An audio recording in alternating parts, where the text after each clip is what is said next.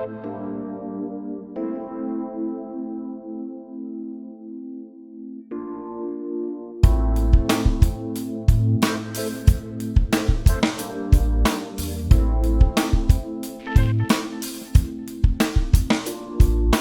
up, everybody? Welcome to Botchilism. I'm your host, Bob Botchie. This week we're going to talk about something really, really fucking important. It's food safety. What's food safety? It's preventing foodborne illnesses. And what a foodborne illness is what's commonly known as food poisoning. I don't know if you've ever had food poisoning, but if you have, it's awful. It's fucking awful. Awful.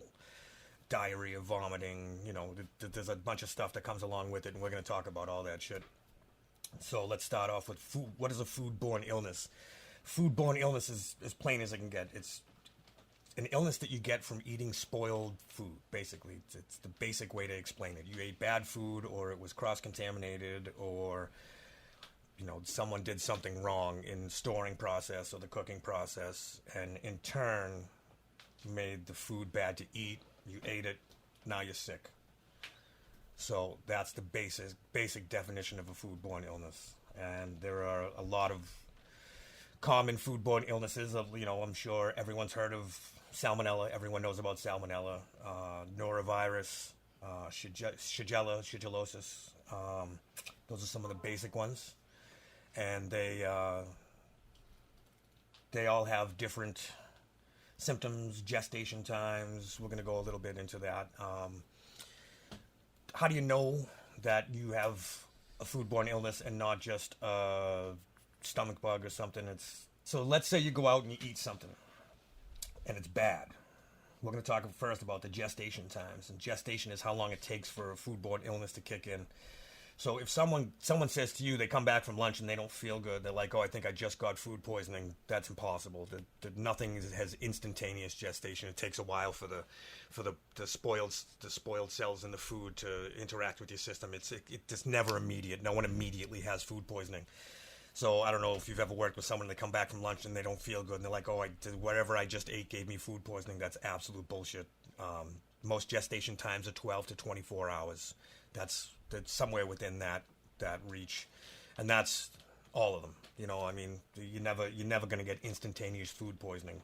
So if you do feel sick after you eat and you want to track it down, you have to think about where you ate in the last 12 to 24 hours, or if it was something you made that was maybe spoiled in your fridge that you didn't know about, or if you were out eating within the last 12 to 24 hours, then if let's say you go out to eat on a Friday and then you go out to eat on a Saturday, and then Saturday night you don't feel good, it's probably not the place you ate at Saturday. It's probably the place you ate at Friday. So it's really bad for a restaurant if they're not the ones responsible to get reported for being responsible. They're probably doing something really well, and it just gives them a bad reputation if they're reported incorrectly. So it's usually, like I said, 12 to 24 hours, and that's pretty much across the board. That's the basic gestation time. Symptoms of foodborne illnesses. That's the unpleasant part. Diarrhea, vomiting, stomach cramps, fever. Every different foodborne illness has different symptoms. Some of them are heinous, especially associated with seafood and shellfish. Some of the foodborne illness associated with that is just heinous. I don't want to get into it, but you can do your own research. There's some heinous shit out there. But those are the basic symptoms: nausea, vomiting, diarrhea, stomach cramps, fever, stuff like that. Those are your basic symptoms. That's how those are the things that are going to tell you that you have a foodborne illness. It's mostly the nausea and the stomach cramps, and lots of time in the bathroom. And the severity varies between each foodborne illness. Some are fatal. There are fatal foodborne illnesses, but that's like abject neglect. You're not going to get that from a spoiled shrimp. That's abject neglect, and the shipping container was neglected, and the truck that it was shipped in was neglected, and it wasn't stored properly in the restaurant. The fatal ones are the ones that you're probably not going to get those from an average case of foodborne illness. So where do you get food? How do you avoid this? Well, the major ones are chicken. So if you're working with chicken, you got to be really careful. Seafood is another big one. You got to be super, super careful when you're cooking with seafood, and even produce. Sometimes, if you don't wash your produce, there's animal waste from the farm that they were on. If it's free range and the animals are roaming through the produce that they're growing, there's animal waste or birds flying over, and pesticides. There's all those things. So those are the three major ones that you got to look for at home, so to speak. If you're dealing with chicken, you really, really want to be super careful because it's so easy to get salmonella from chicken. It's just it's just, I don't want to say instantaneous, but if you do it wrong, as I said, you can't get instantaneous food poisoning, but it's almost guaranteed if you're not working correctly. You there's a better chance getting it from chicken than, say, beef or pork. Pork's pretty stable. You don't have to really worry about pork. Pork used to be really bad. That was why it was always cooked to well done, because the farmers were feeding pigs trash instead of feeding them food. They were whatever I'm sure everyone's heard pig slop. You know what I mean? That's literally what they were feeding the pigs, and it was like the trash from the farm, and they were just eating trash. So they just developed these bacteria in their body that caused foodborne illness, so you couldn't eat pink pork. But there hasn't been a case of trichinosis in like 175 years in populated areas. I'm sure there's still some in the rural areas, but most of the pork that you're going to get isn't from a local farm, and even if you do get it from a local farm now, they're not feeding the pigs trash. And beef, sure, you can get plenty of foodborne illnesses from beef, but it's far more rare than, say, chicken or seafood or even produce. I mean, look at how often lettuce is getting recalled because of salmonella, and it's because of the processing system and stuff like that. And it happens all the time. Greens are always getting recalled. Vegetables are getting recalled because of salmonella. And you're thinking, well, how does it get foodborne illness on produce when it's not a protein? And it's literally the virus is living on the outside of the produce. It's not in the produce. It's like attached to the produce. So as long as you wash it correctly, it should be fine. If you do start feeling sick, don't cook. That's a rule in the industry, in the restaurant industry. If someone comes into work with nausea and vomiting and diarrhea and a fever, any of those, that doesn't have to be all of them. If one of your employees comes in with any of those, you send them home immediately. There was a case in Boston with a national chain where they didn't send the employee home, and he stayed and worked, and there were 120 cases of norovirus in 2015. And I'm not calling out the corporation. That's why I'm not using the name, but it was a national news. You know what I mean? Everyone saw it. Everyone heard about it in 2015. That was because one person didn't go home when he was sick, and 120 other people got sick because they didn't treat it seriously. That's when you're preparing food. If you're nauseous or have diarrhea or vomiting or stomach cramps or a fever, any of those things, do not touch food. It is so easily spreadable that you just want to stay away from it. It's sometimes once you've gotten a foodborne illness, you don't even need food to spread it. You can spread it from person to person with certain viruses. So just avoid food altogether. The pros don't work. So let's get into how you can avoid foodborne illnesses at home, because that's the most important part. You're talking about yourself and your family, and it's important that you cook safely at home. And that's the main reason I wanted to do this episode, was to give a couple of pointers on what to do at home to avoid foodborne illness, things that maybe you didn't think about that we do in a professional kitchen that maybe the home cook doesn't think about because it's so specific. But first and foremost, you start with washing your hands. That's the most important thing right there. Before you cook, you wash your hands, whatever you've had on your hands for the day, for the hour. You don't want to bring that to your food. So before you even start cooking, you wash your hands, and you wash them good. You want to wash them in hot water, hot soapy water. And we've all been through the coronavirus. We've heard the hand washing songs. It's pretty much the same idea. And they pretty much got that from food preparation. You wash your hands for they're long enough to sing happy birthday, and then you're good enough to start working. And then every time you touch a protein, chicken, seafood, beef, pork, doesn't matter. I know what I said, they're safe, but it doesn't matter. It's better to be safe than sorry. Anytime you're working with protein and it's on your cutting board and you're touching it, the second you stop touching it, wash your hands. I don't care what it is. I don't care if you're turning around to stir something on the stove or get a spoon out of the drawer. You wash your hands before you touch the table, before you touch your clothes, before you touch your face. You shouldn't touch your face while you're cooking anyway. There's a lot of crap on your face. But you wash your hands.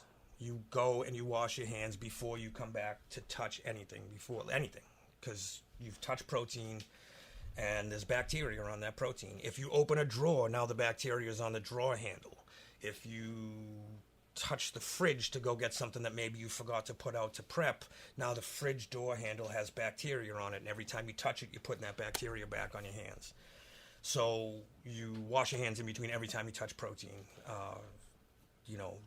Just case in point, the other day I was preparing shrimp, and someone picked up a shrimp head. It had a whole head, and someone picked up the shrimp head and put it back down and then touched something on the table. And, I was like, oh my God, what are you doing? Go wash your hands. Now you can't, now we got to wash that towel, and, you can't, don't touch anything except the soap and the water. Especially with shellfish. It's that serious. It's that serious. And you don't want to mess around with that. So, after you touch proteins, you wash your hands.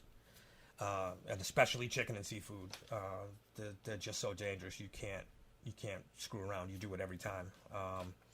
A good practice. Once you're done preparing your protein, cutting it up, dicing it, whatever you're doing with it, just once you're done doing that, put it aside in a bowl and then change out your cutting board. You never cut raw vegetables or anything at all on a cutting board that you just cut raw proteins on. You just don't do it.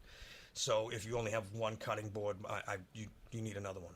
It's not up for a conversation. You need another one because you have a protein cutting board and a vegetable cutting board, and they never ever do they meet. So as soon as you're done with the protein cutting board, you put it away. You put it in the sink and rinse it off, or you put it in the dishwasher, whatever you're doing with it. But then you're done. You never ever cut vegetables on a cutting board that just had protein on it. Whether or not you're cooking it, it's just a bad practice. A lot of kitchens have color-coded cutting boards, and each one, yellow is chicken, and blue is fish, and red is beef, and green is vegetables. And a lot of, especially corporate kitchens, you have to use the correct color cutting board for the correct ingredient, because you don't want what we call cross-contamination. Cross-contamination is when you take bacteria from a protein or anything carrying bacteria and incorporate it into the other ingredients. So now everything else, like picking up raw chicken, working with raw chicken, putting it on the stove, and then going in and, grabbing raw vegetables out of the fridge without washing your hands, that's cross-contamination. You took the protein bacteria and just spread it all over the place by touching things. So, we call that cross-contamination. So, to avoid that, you never want to use the same cutting board. The same thing goes for your knife. If you're cutting proteins, it's just so natural to just go right into chopping an onion or dicing vegetables and stuff like that. But wash a knife or use a different knife. It's better to use a different knife. You just switch out your knife after you're done with the protein. You cut it up, put it aside, put your knife aside, get the second knife. So that's why it's important to switch out your knife or wash it. If you only have one knife, you don't have to go out and buy another one, but make sure you wash it really good in between the protein and the vegetables, because you're just cross-contaminating again. So when you prep, a good way to prep is to prep all your ingredients out before you start cooking, so that you're not wasting time trying to cut something while something's in the pan, so you can focus on what's in the pan. You prep it all out beforehand. I talk about prep all the time and how important it is to prep. So to cook at home correctly, you should cut everything beforehand and have it on individual little plates or in individual bowls or whatever. But the protein itself should definitely be in a bowl so that the juices don't run everywhere. You know what I mean? You should have, and it should be, if all your vegetables are on this side of your prep area, then you should have the protein on this side of the prep area so that there's no cross-contamination. and keep everything separated. It's just good practice. The protein and the veg on separate sides of the table is good food safety. Having everything in separate bowls is just good practice. But separating your proteins and your veg, that's food safety. More important food safety is how you put things in your fridge. You can't store raw meat with anything else. It should have its own, in a basic home fridge, you have, say, 3 shelves maybe. But all your raw proteins, all your raw meat should be on the bottom shelf below the deli counter, the deli drawer. You can't go lower than the drawers, obviously. So, ideally, you would store your raw meat in the drawers in the bottom and work your way up from there. Protein above that, and dairy, and stuff like that. Look it up online. There are 1,000 charts on how to carefully store all the things, and there's a lot of the good ones for the house. In restaurants, that's part of your health inspection. Are you storing your chicken below everything else, and are your mussels and seafood, below everything else, so that you're not dripping down onto other ingredients. So food storage is a huge way to avoid other contamination.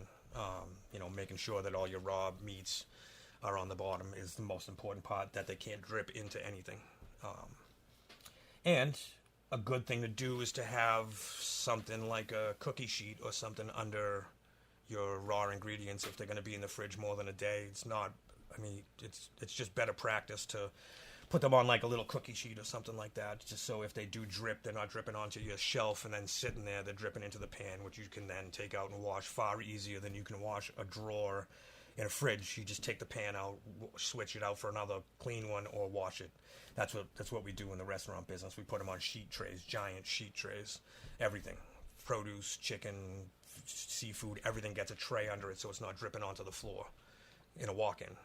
There's metal racks with, metal racks are wide open, so we put things under it so that it's not dripping onto the floor. So go online and do a little research about how to safely store the food in your fridge.